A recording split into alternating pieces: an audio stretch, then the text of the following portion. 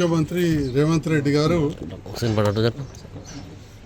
ప్రభుత్వంతో కలిసి పనిచేయాలన్నారు. మేము కలిసి పనిచేస్తాం, ఎందుకంటే ప్రభుత్వం పటిష్టంగా ఉండాలి అని చెప్పి ఆలోచనతో వారు నియోజకవర్గ అభివృద్ధి కావాలని చెప్పి మేము ఆలోచించాం.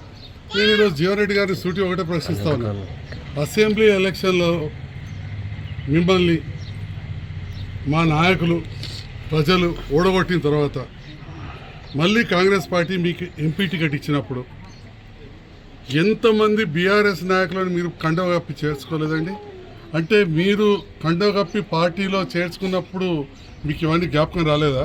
పాత కాంగ్రెస్ నాయకులు మా నారాయణ రెడ్డి అనేనో ఇట్లాంటి వాళ్ళందరూ పాత వాళ్ళు ఉన్నారు, మరి వాళ్ళకి ఇబ్బంది అవుతుందని చెప్పి ఆలోచన రాలేదా?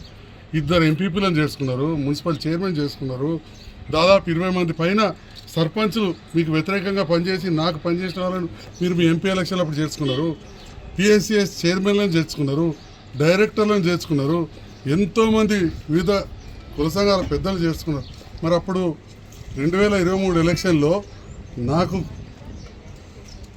పెద్ద ఎత్తున మద్దతు ఇచ్చిన నాయకులను మీరు ప్రభుత్వం వచ్చిందని చెప్పి మీకు అన్ని రకాల చూసుకుంటామని చెప్పి మీ ఎంపీ ఎలక్షన్లు అప్పుడు మీరు పార్టీలో జాయిన్ చేసుకోలేదా?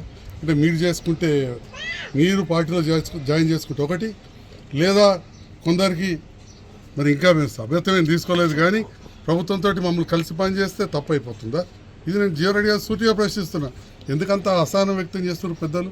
వారు ఈ వయసులో చాలా, నేను వారికి నీతులు చెప్పాల్సింది కాదు, వారే అన్నారు కొన్ని గ్రామాలలో ఇదే చివరి ఎలక్షన్, వచ్చే ఎలక్షన్ వరకు అని చెప్పి ఇక కొన్ని మాటలు అన్నారు.